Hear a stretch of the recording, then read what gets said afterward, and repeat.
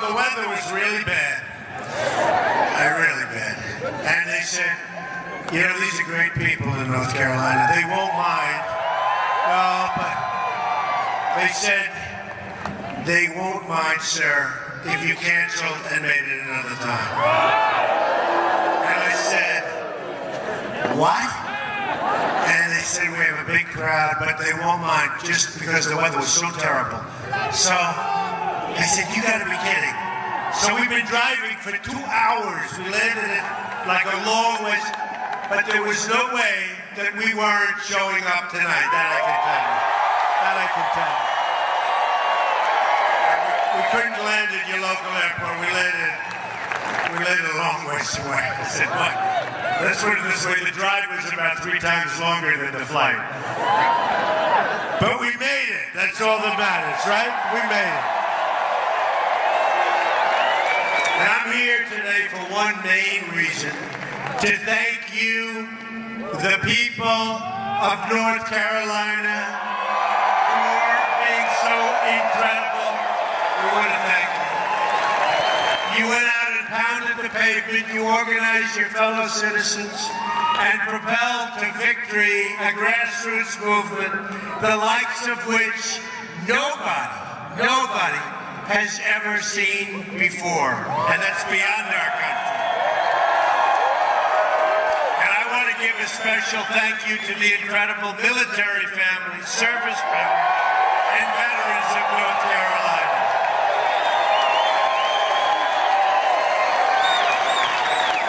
And they were great. You saw what happened with the military. I got such numbers. Oh, those numbers are good. I won't talk about it. We don't talk about numbers, we bring people together, but boy, were those numbers good. And our veterans, do we love our veterans? We love them. Your state's legacy of service is an inspiration to us all. North Carolina has produced many of the finest soldiers, airmen, sailors, and Marines the world has ever seen. Our men and women in uniform represent the absolute best of us. We must follow their example, working in unison toward a shared goal across every social, racial, and economic line. They understand that to accomplish the mission, we must all be pulling in the same direction. We have to get together. They know that we must leave no man or woman behind. These patriots have shed their blood to defend our country in distant fields of battle across the earth. Our debt to them is eternal and everlasting. Amazing. Amazing. And you know, we have a very special person here today who we're going to introduce.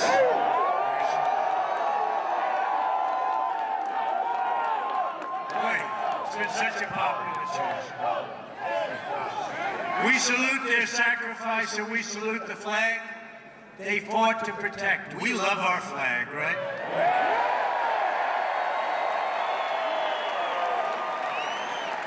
We love our flag. And we don't like it when we see people ripping up our flag and burning our flag. We don't like it. And we'll see what we're going to do about that, okay? Tomorrow is the 75th anniversary of Pearl Harbor.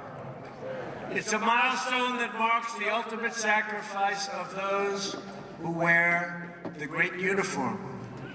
It's a reminder, too, of the valiant efforts of America's fighting men and women who have liberated millions from tyranny and oppression. Now today, our brave men and women are the first in line defense against radical Islamic terrorism, words that some people don't like to say, an ideology of death that slaughters innocent men, women, and children. We're going to protect our people. We're going to protect our country, believe me.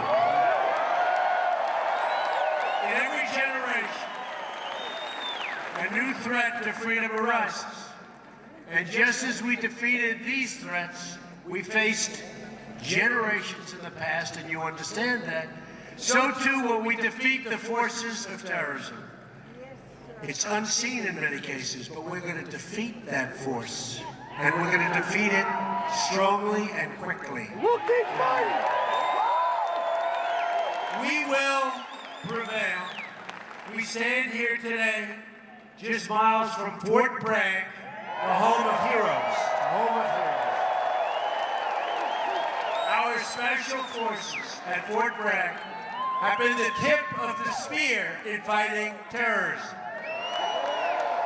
The motto of our Army Special Forces is to free the oppressed, and that is exactly what they have been doing and will continue to do.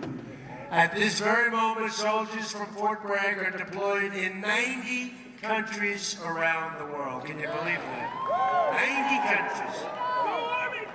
Based in Fort Bragg is the 82nd Airborne Division,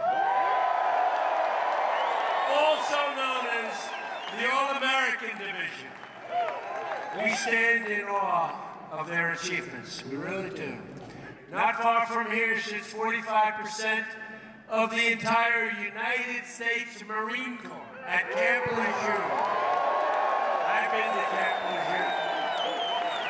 We love Camp Lejeune. 12,000 citizen soldiers fill the ranks of the North Carolina Army and Air National Guard.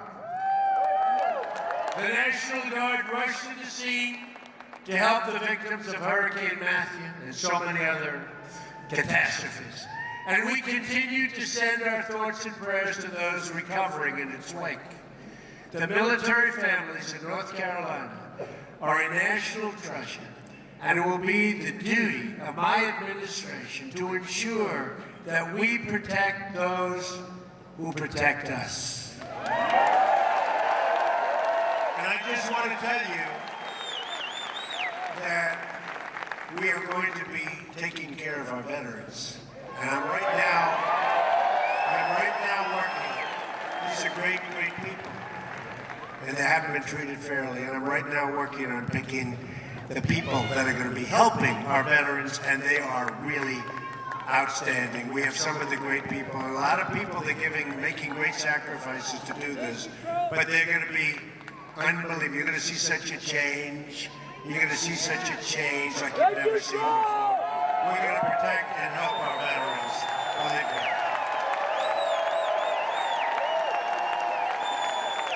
That brings me to the second reason that I'm here, to discuss our action plan to make America great again, beginning with the rebuilding of our military. And we will. You're going to see it. I'm so looking forward, probably next week, you're going to see what we're going to do to take care of our vets. It's going to be announced. A lot of things are going to be announced. Stay tuned, folks. Here are the priorities that will guide our military and veterans policy. All men and women in uniform will have the supplies, support, equipment, training, services, medical care, and resources they need to get the job done incredibly well and perfectly.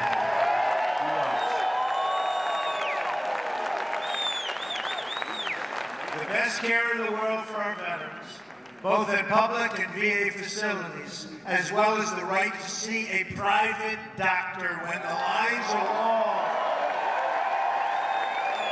I've been saying this for the last year and a half. You know, people are waiting in line for 7 days, 8 days, 9 days. Longer. He just said longer. Longer than that. And when that happens, you're going out to see a private doctor, a private hospital, a public hospital, somebody that can take care of you, and we're going to pick up the bill. And it's going to be, not only is it going to be great for you and life-saving in many cases, it's going to be less expensive. And I'm saying, why didn't they do this in the past? Why didn't somebody do that? There's not going to be any more waiting for our great people in line for weeks to see a doctor. And finally, a commitment to only engage the use of military forces when it's in the vital national security interests of the United States. We don't want to have a depleted military because we're all over the place fighting in areas that just we shouldn't be fighting in. We're going to have such a strong, powerful military. It's not going to be depleted any longer. I mentioned equipment previously, and I said equipment. We're going to have the finest equipment in the world. It's going to be new. It's going to be modern. It's going to be clean. It's going to be the best. That's all we're going to have. We're not going to be a depleted military anymore. From now on, it's going to be America first. America first. We will stop racing to topple foreign, and you understand this, foreign regimes that we know nothing about, that we shouldn't be involved with. Instead, our focus must be on defeating terrorism and destroying ISIS. And we will. Any nation that shares these goals will be our partner in this mission. We won't forget it. We want to strengthen old friendships and seek out new friendships. Rather than a rigid dogma, we're guided by the lessons of history and a desire to promote stability all over, and strength in our land. This destructive cycle of intervention and chaos must finally, folks, come to an end. We've spent, at last count, $6 trillion in the Middle East. And our roads have potholes all over. Our highways are falling apart. Our bridges are falling. Our tunnels are no good. Our airports are horrible, like third world countries. We got to start spending on ourselves. But we've got to be so strong militarily, like we've never, ever been before. Remember that. Like we've never been. We seek harmony and goodwill among the nations of the world. And we believe that respect for mutual sovereignty helps form the basis of trust and understanding. But we don't want people taking advantage of us anymore. We don't want countries taking advantage of us anymore. We don't want that. We don't want that. We want to be the smart people. We don't want to be what we've been over the last long period of time. We build up our military not as an act of aggression, but as an act of prevention. We pursue and build up arms not in order to seek conflict, but in order to avoid conflict. We want to be strong. In short, we seek peace through strength.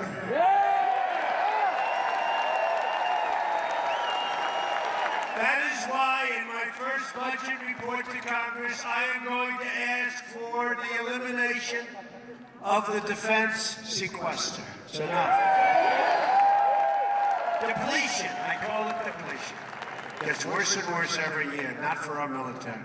We will show the world that America is going to be strong again, stronger than ever before. We're going to be stronger militarily than ever before, and hopefully we don't have to use our military.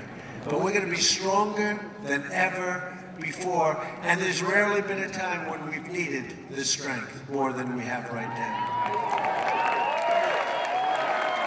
But in order to succeed with our defense policy, we must find the right person to lead our Defense Department. Is that right?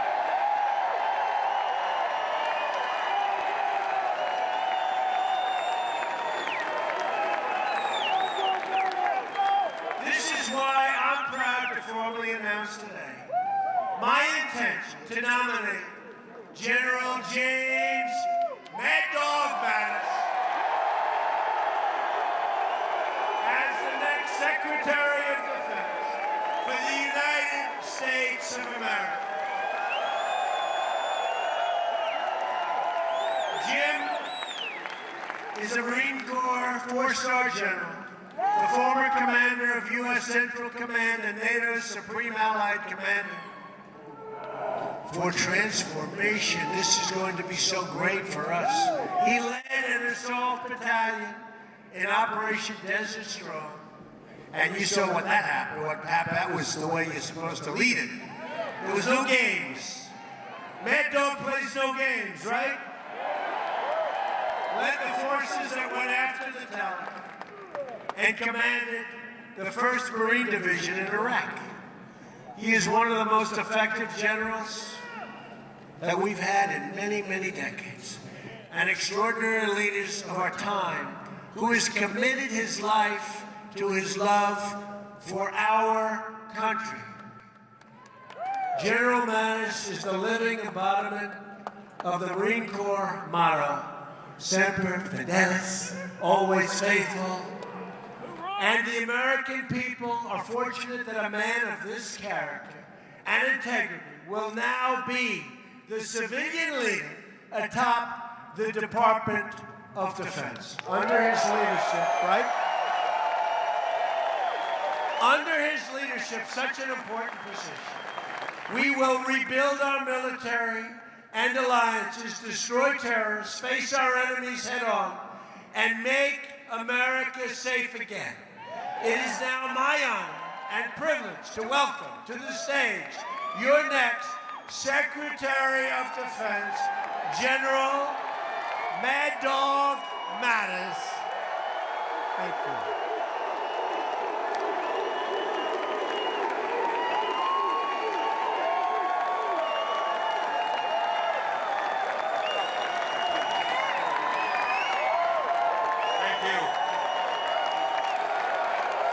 Thank you, ladies and gentlemen.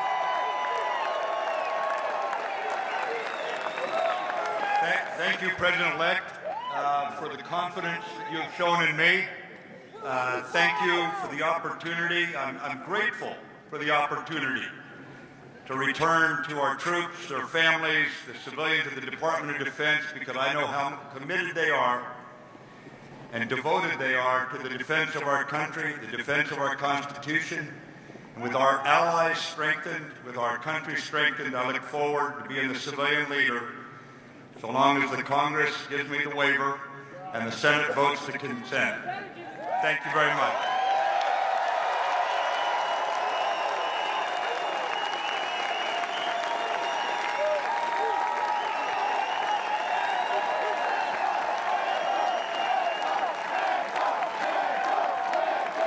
What a great guy. He's going to be incredible. He'll get that waiver, right? He's going to get that. Oh, if he didn't get that waiver, there'll be a lot of angry people. Such a popular choice. I believe we're in the process of putting together one of the all-time great cabinets that has ever been assembled in our nation's history. We have some great people going to be named over the next couple of days, Tim. But to accomplish our goals, we must reject the failed approaches of the past. We must move past the tired, conventional thinking of Washington, D.C. As Abraham Lincoln said, as our case is new, so must we think anew and act anew. My plan begins with bold structural reform to create millions of good-paying jobs and even great-paying jobs. You've been seeing what's been happening over the last couple of weeks. And we haven't gotten there yet. We haven't gotten there. We were very proud of saving 1,100 jobs in Indiana with the help of Mike Pence, Vice President-elect. It was incredible. We're very proud of Mike Pence, by the way. Whether it's producing steel, building cars, or curing disease, we want the next generation of innovation and production to happen right here in America and right here in North Carolina. And don't forget, when we started, even 4 weeks before, they said, well, we're going to have an awfully hard time winning Florida, an awfully hard time winning North Carolina. We're not going to win Pennsylvania. We're not going to win Michigan. We're not going to win Wisconsin. We're not going to win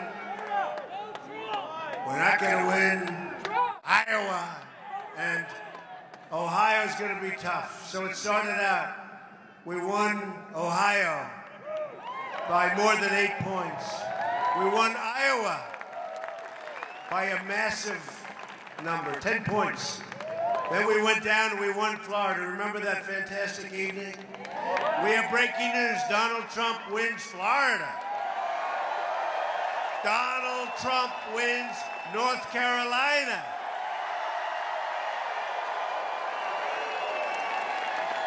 We won so many states. We won 30 states, 32 states. We won so much, and we just kept winning. And then we topped it off by winning Pennsylvania, winning Michigan, winning, right?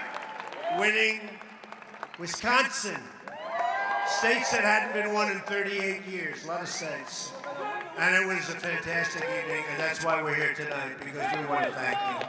We want to thank you, especially. First on taxes. We're going to undertake one of the great tax reforms and simplifications in American history. This includes lowering the tax rate on business from 35% all the way down to 15%. And massive tax cuts, by the way, for middle-class workers. Massive. The biggest. Biggest since Reagan, actually bigger than Reagan. On regulations, we're going to eliminate every single wasteful regulation that undermines the ability of our workers and our companies to compete. The regulation business is a disaster in our country. We're going to get rid of all of the unnecessary regulations. On energy, we will cancel the job-killing restrictions on the production of American energy and pursue American energy independence. And we'll be able to do it. Honoring the legacy of Theodore Roosevelt, believe it or not, one of our great environmentalists, we will also conserve and protect our beautiful natural resources for the next generation, including protecting lands and anglers and hunters and all of those who enjoy the outdoors, like my sons, Don and Eric. They enjoy the outdoors. They enjoy it. They love it. On infrastructure, I will ask Congress to pass legislation that produces $1 trillion of new investments in America's crumbling infrastructure, including major projects in our inner cities. We're going to take care of our inner cities. We're going to get the inner cities going again. Remember I used the expression, what the hell do you have to lose? I'm telling you, you're going to see. And I want to thank, we did so well, so much better with African American communities, with Hispanic communities than anybody ever anticipated. So much better. Better than has taken place in years back. So I want to thank the African American communities. I want to thank the Hispanic communities. And we're starting to work already. We're working already. And the appointment today of Ben Carson has been very popular, very well received. Dr. Ben Carson. Good guy. Great guy. We will have two simple rules when it comes to rebuilding this country. Buy American and hire American. All right? Buy American. On trade, our trade deficit, now nearly $800 billion a year. We have a deficit, think of it, of almost $800 billion a year. You always say, who's negotiating these deals? Is a chronic drag on the growth and a destroyer of jobs and wealth in our country. In the month of October alone, our nation racked up more than $40 billion in trade deficit. $40 billion, including more than a $30 billion trade deficit with China alone. All right? Think we're doing a good job in negotiating? I don't think so. How many business people do we have in this audience that could have done a slightly better job of negotiating, right? Yeah, you can. North Carolina has lost nearly half of its manufacturing jobs since NAFTA. America has lost 70,000 factories. Think of it, 70,000 factories since joining the World Trade Organization. Or think of it, So China joins the World Trade Organization, and since that time, we've lost so much. 70,000 factories. We're living through the greatest jobs theft in the history of the world. There's never been a jobs theft like what's happened to this country. And we stopped some of it a little bit because we just started, but we haven't really started, because we don't really start until January 20th, but we're stopping. And one of the wealthiest men in the world, you saw it today, maybe, did anybody see it? Masa, right? Masa, great guy of Japan. He's pledged that he's going to put $50 billion into the United States because of our victory. He wasn't investing in our country. 50 billion. 50,000 jobs. 50,000 jobs he's going to be investing in. He's a great guy. A Trump administration will renegotiate our terrible trade deals, stand up to foreign cheating, and defeat every last American. And we will do this. We will defeat the enemy on jobs, and we will defend American jobs. We're going to defend American jobs. And we have to look at it almost as a war, because that's what's happened to us. That's what's happened to our workers. These are great people. And boy, did they come out to vote. Remember they said they don't exist? They existed. They existed. Believe me, in millions and millions of people poured out to the voting booths, and they voted big league. That's why we had these kind of victories. We had states where we would win by 30 points, 35 points, 40 points. Amazing. And if a company wants to fire their workers, leave our country, and then ship their products back into our country, there will be consequences. I'm sorry. There will be consequences. Big consequences. On health care reform, every day, the law known as Obamacare is destabilizing our health care, really destabilizing it. Surging premiums and forcing providers out of the market. If we don't act, the damage will be irreversible. We're going to act. That is why we're going to repeal and replace Obamacare. We have no choice. We have no choice. We have absolutely no choice. So we're going to repeal and replace Obamacare, and you're going to get health care at a much lower price, with a much lower deductible. It's so high now, you really can't, and for the most part, you can't use it. But we are going to have great health care at a much lower price. On child care, I'm asking Congress to pass legislation to make safe and affordable child care accessible to all, and people like that. That's something that Ivanka Trump, did anybody ever hear of Ivanka Trump, right? Ivanka Trump has been fighting for a long time, and I have, and I agree with her. On crime, the murder rate has experienced its largest increase in 45 years. We are going to support the incredible men and women of law enforcement, and we are going to bring this terrible crime wave to an end.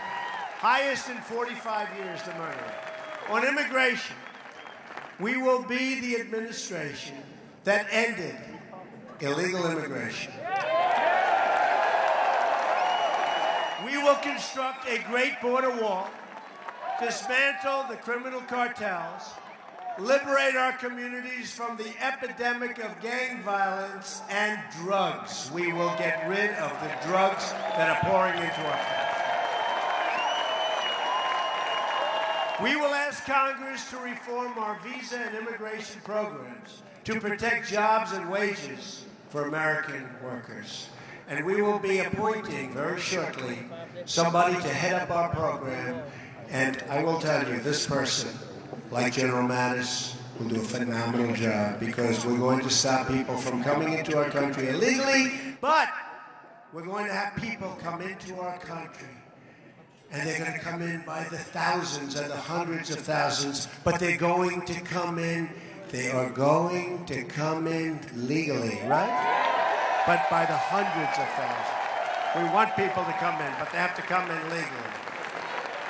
To protect our country from terrorism and extremism, we will suspend immigration from regions where it cannot be safely processed. Right now, thousands and thousands and thousands of people are pouring into our country. We have no idea who they are, where they come from, do they love us? In a lot of cases, no, they don't love us. A Trump administration will always put the safety and security of the American people first. Okay, remember that. Safety of the American people. Ethics reform will be a crucial part of our 100-day plan as well. We're going to drain the swamp of corruption in Washington, D.C. I will impose a 5-year ban on executive branch officials becoming lobbyists and a lifetime ban on officials becoming lobbyists for a foreign government. We face many, many challenges, but this is truly an exciting time to be alive in our country and hopefully to be alive in many other locations, because we are representative to a large extent of what's happening in the world. The world is looking up to us, but they haven't been looking up to us much. And they are going to start looking up again. We're going to be good for the world, not just good for our country. The script to what we're doing is not yet written. Remember, this has been a great, great movement, the likes of which they've never seen before. The likes of which those folks back there that write the stories, no, I'll tell you. And they're saying it. They've never seen anything like this before. It's one of the great political phenomena of all time. And we're going to show them. We're going to do a great job. We're going to create a safe country. We're going to create a prosperous country. We're going to have jobs again, great jobs, not bad jobs, real jobs. And it's going to be something special. And hopefully they're going to write the truth. We do not know what the page tomorrow will read. But for the first time in a long time, what we do know is that the pages will be authored by each and every one in this room and in our country, by you. It will be authored by you. Together, we will raise incomes and create millions and millions of new jobs. That's going to happen. It's already happening. You see what happened today. We will reestablish the rule of law and defend the Constitution of the United States. And by the way, we will be appointing great, great Supreme Court justices, you see.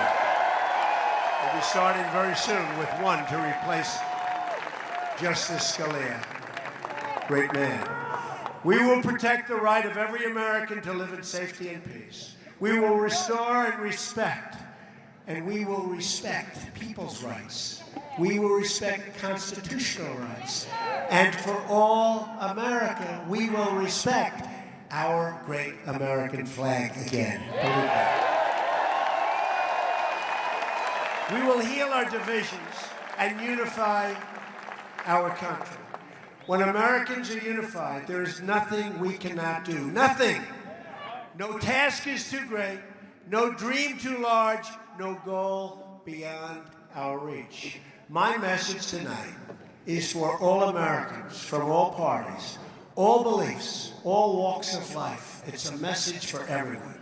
No matter your age, your income, your background, I'm asking you to join us in this great, great adventurous world that we're living in. We're going to make it less adventurous. We're going to make it safer and better than it's ever been before. I'm asking you to dream big again as Americans. I'm asking you to believe in yourself, to believe in your country, and to believe in your future. Because we've got a great future. What I've seen more than anything else is how great the future of our country is going to be. And if we do that, then all together, we will make America strong again, stronger than ever before. We will make America rich again. A lot of people don't like the sound of that, but we need that to take care of our military, to take care of our veterans, to take care of all of the things that we have to. We're going to be a rich nation again. We're going to be a wealthy nation again. We're going to make America. We're going to make America like it says on all of those caps, those millions and millions of caps that have been sold all over this country, and all of those signs. We are going to make America great again, greater than ever before. Thank you, North Carolina. Thank you. We love you. God bless you, everybody. We'll be back soon. Thank you, North Carolina. Thank you.